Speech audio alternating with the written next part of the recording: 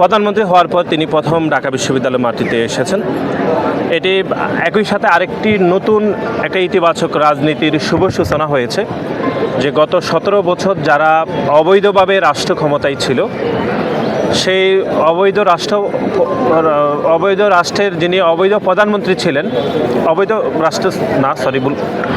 আমাদের রাষ্ট্রের যিনি অবৈধ প্রধানমন্ত্রী ছিলেন, তিনি যখন ঢাকা বিশ্ববিদ্যালয়ের পবিত্র মাটিতে আসতেন, আমরা দেখতাম যে এরকম পেশি শক্তি প্রদর্শন হতো এবং একই সাথে একটা ভীতিকর পরিবেশ তৈরি হতো, আপনারা খেয়াল করেছেন।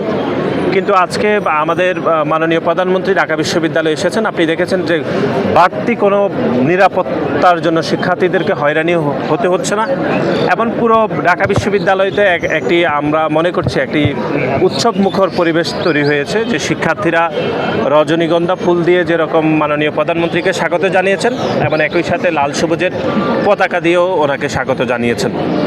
আমরা বিশ্বাস করি যে গণতান্ত্রিক বাংলাদেশের আমরা স্বপ্ন দেখেছিলাম গত 17 বছর ধরে, সেই গণতান্ত্রিক অগ্রযাত্রায় আমাদের বাংলাদেশ ইতিমধ্যে প্রবেশ করছে এবং তার একটি নমুনা আমরা এখানে দেখছি, যে একজন সরকার প্রধান ঢাকা বিশ্ববিদ্যালয়ের মাটিতে আসলেও খুবই স্বাভাবিক উৎসবমুখর পরিবেশ বিরাজ করছে, কোনো বাড়তি কড়া নিরাপত্তা নেই, কোনো নিরাপত্তার কারণে শিক্ষার্থীদেরকে হয়রানি হতে হচ্ছে না, ক্লাস পরীক্ষাগুলো নির্বিঘ্নে হচ্ছে। আমরা মনে করি এটা একটা ইতিবাচক রাজনীতির আমরা মনে করি একটি মাইল ফলক।